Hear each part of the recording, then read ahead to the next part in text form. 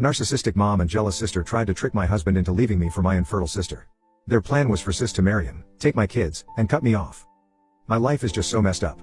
I really don't know where to start.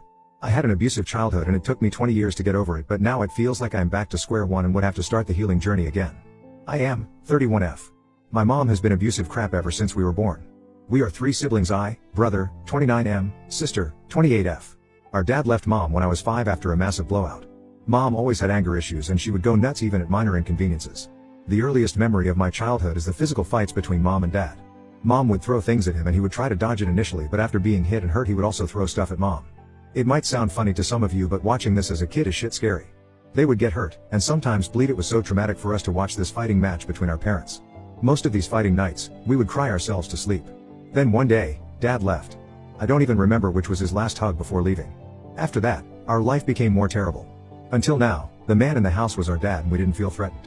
After he left, there were just random guys showing up at our house. Some of them gave me and my sister weird looks, and some would fight with mom and break things. As I grew up, some of them would try to grope me when mom wasn't around. I was a little kid. I didn't know what it was, but I didn't feel right about it. Mom was always in a bad mood. It was just impossible to have any confrontation with her. She barely had time for us. We had to do most of our stuff by ourselves, and being the eldest one, I had to face the brunt. Mom had a drinking habit and she came home late. When we woke up, she would still be asleep. I had to make breakfast and school lunch for myself and my siblings. When we came back from school, mom was out for work and then she would come late in the night. My brother would help me sometimes, but mostly I was on my own. On weekends, she would bring men at home and that would be worse. She would be locked up inside her room for most of the weekend until she heard us fighting. She would come out, yell at us, or beat me and my brother, and then would push back to her room. My brother ran away from home when he was 11. My mom didn't blink an eye over it. My brother was working at a store just a mile away, but mom never reported him or brought him back home. After that, I also mustered some courage and ran away, but she reported me. I was brought back home by the cops.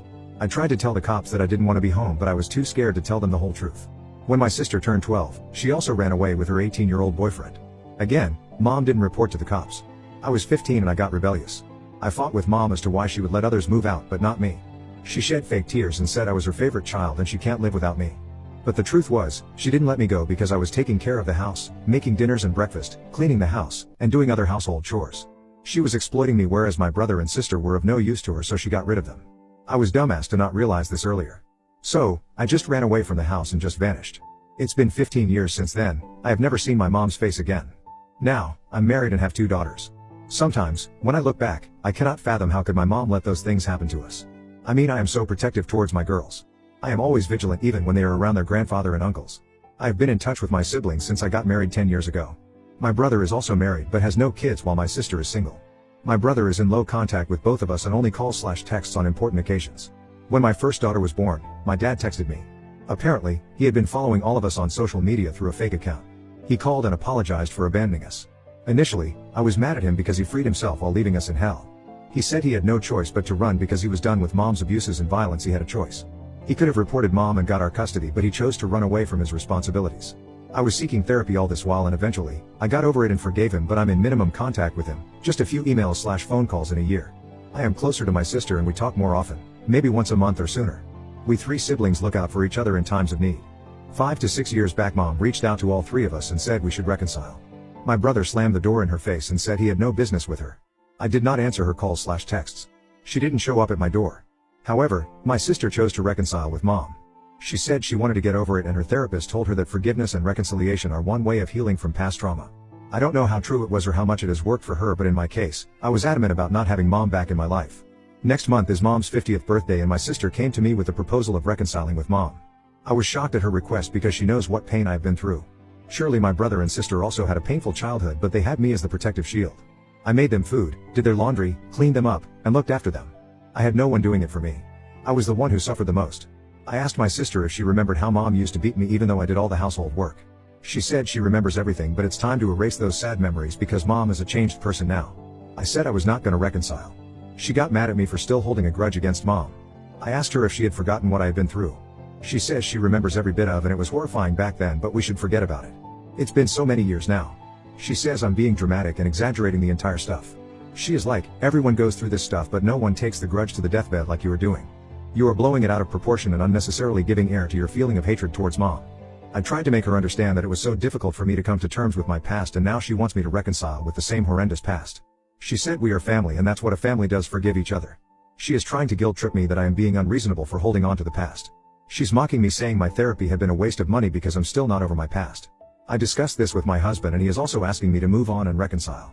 Now I don't know if my feeling of resentful is even valid or if I'm being overly dramatic like my sister is saying. Update 1. Hello everyone, thanks for validating my feelings.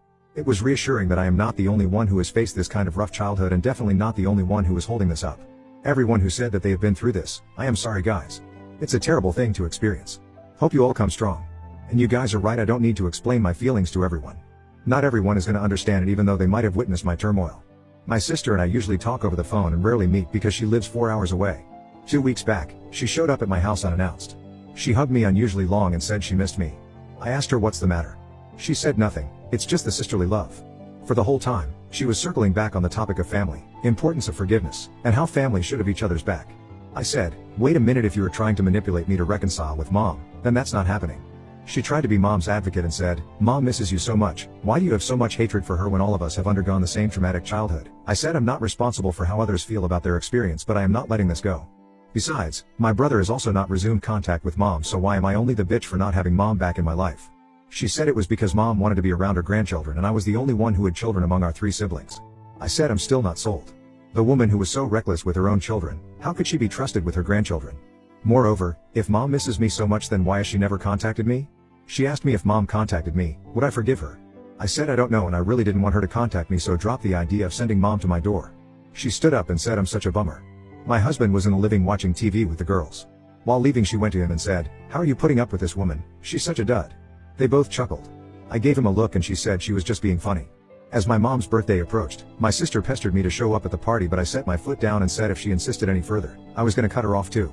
She backed off, but she was not very happy about it. I said F off with your opinion, I don't care. Yesterday was mom's birthday and today she showed up at my house. When I answered the door and found her standing, I felt I saw a ghost. She was still her narcissistic, self-centered woman. She barged into the house saying, where are my grandchildren? My girls were playing right there. I blocked her from reaching out to my children and asked them to rush into their room. Mom got mad at me that I was behaving as if she was a criminal. I said indeed she was a criminal and should have been held, had I reported her to the cops 20 years back. She said I was vindictive just like my dad. To piss her off, I said yeah, that's why I am in touch with dad and not her. She freaked out knowing I was talking to dad who abandoned us. She tried to guilt trip that dad abandoned us while she worked hard to raise us and I was still soft on dad and resent her. I said yes, that's what I am doing.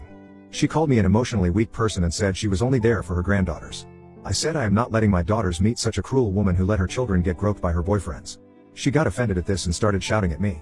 I was so right. She hasn't changed a bit in the last 20 years. I asked her to leave or else I'll cops on her.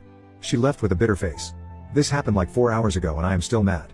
My face is still red with anger. I mean, this is the woman my sister had been vouching for. I am so proud of my decision to cut her out of my life. Update 2. Hello all, sorry for not updating it sooner. I was dealing with a lot of mess. Let me start where I left off. That night when my husband came home, I told him about mom's visit. He got mad at me for misbehaving with mom and chasing her out. He yelled, why can't be I like my sister and move on? He was like, when both of you had the same past, how come she moved on and you are still stuck to it? After a while my sister called and she was also mad that I was rude to mom. She said that it was unfair that dad gets to be in my life despite abandoning us but mom is cut off. She was arguing that even though mom was a little rude towards us, yet she was the one who raised us and not dad. I said I knew dad was also wrong in abandoning us and not fighting for us, but he came to me and said sorry and apologized for his mistakes, unlike mom who was still her narcissistic self and yet wanted me to forgive her. Forgiveness doesn't work like that. Is it too much to ask for? A sorry after she had tortured me throughout my childhood? Sister said I was too egoistic and hung up. I was upset that no one understood me and even my husband was dismissing my feelings. I even went into self-doubt that maybe it's me because the rest of everyone is on one side. For the next 1 week, my husband was unusually silent. I also didn't make the move because I was upset too. Then a week later, he said he wanted to confess something before it's too late. My heart sank. You know how this kind of confessions end up. He asked me to hear him out completely before taking any decision. I said sure. He told me that he went to my mom's 50th birthday party hosted by my sister. I flipped out like hell. Why did you do this? It was no less than cheating on me. He said my sister texted him that night after she left our place. As per his story, sister told my husband that mom was crying herself to sleep because I was not letting her meet her grandchildren. My husband had told her that he would try to convince me to reconcile. Then she insisted he attend mom's birthday party to cover up for me, and he did that. There were pictures of him celebrating with them. No red flags in the pictures. However, a few days later, 2 days before he made the confession, mom calls him up for dinner and says she wants to discuss something. She told my husband not to inform me about it. This moron didn't tell me anything and went to meet her. Mom was late but my sister was before time. She was already drunk and had ordered a couple of drinks for my husband. She made moves at him, flirting with him and badmouthing me. She called me egotistic and vindictive. He said he was sorry for yelling at me that night and whatever he said was not his words. He has been fed that by my sister and my mother. He said he realized their evilness only when he went for dinner with them 2 days back. He thought that my sister was making moves at him because she was drunk, but it was all planned. He called up Mom to ask her to hurry up because my sister was drunk and she was acting touchy. Mom didn't answer the call and texted him to drop my sister at her house. My husband insisted that she come and take her daughter away and he was not going to take her home in a drunken state. Mom showed up in 10 minutes, which meant she was around. My husband insisted that they leave because my sister was too drunk, but my sister said she was feeling light after throwing up and they could continue the dinner. She continued to flirt with him. My mother supported her. He felt she was acting up. My mother tried to put ideas in his mind that they two looked so sweet together and it would be so great if my sister and my husband got in together. My sister has a medical condition and doctors have said she cannot conceive. That's the reason she hasn't married. My mom said it would be the best thing for my sister to get married to my husband and get custody of my girls. In that way, my mom could meet her grandchildren with her favorite daughter and son-in-law. My husband walked away after that. Since that night, my sister has been texting him, asking him out for dinner. She even asked him to come over to her place. She has also been sending him pictures of herself in the changing room and mirror selfies with duck pout lips. Gross. This is his version of the story, but I have seen all the messages by myself and my husband's reply to that. I asked him if he wanted my sister. He said no way, if he was interested he would have cheated by now. I said you have cheated on me by attending my mother's party and going to dinners with them behind my back, but I'll deal with it later. First I need to deal with these two witches. He apologized profusely and said he was not going to get manipulated any further by them. He asked me to forgive. After a lot of yelling, I did forgive him on the condition that he had to call them out for their BS in front of me. He dialed my sister in front of me and asked her to come over to our house with Mom. Mom and sister arrived thinking my husband was going to leave me. My husband narrated the whole incident again in front of them. My sister denied some of his allegations, but more or less my husband's version was true because both my sister and my mother were embarrassed by the entire episode. I shouted at them and called them names for wrecking my house. My sister started crying and said it was all Mom's idea to get back at me for humiliating her. My sister confessed that when she told my mom about her medical condition, she said, "Why don't you date Cherries, me, husband, and ask him to get custody of my daughters? And that way you can have a husband and children."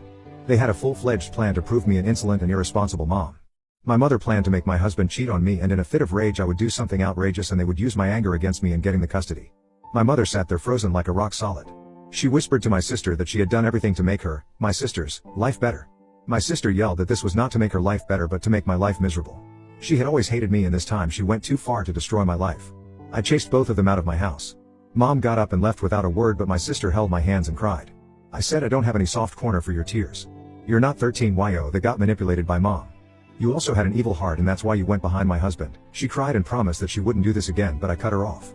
She tried to contact me after that, but I blocked her. I told my husband that the only reason I'm forgiving him is because he confessed. Had I found the truth by myself, I would have divorced him right there and wouldn't have let him meet his daughters until they turned 18. He insisted we go for couple therapy to get over this phase. We attended one session and it was helpful. I was super mad at my husband when he told me about the entire stuff. In fact, I doubted him that he had cheated or might be thinking about cheating, but I guess not all men are cheaters. I forgot to mention that he is the reason I was able to put my life together.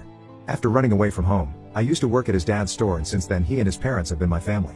I'm really grateful to have them in my life.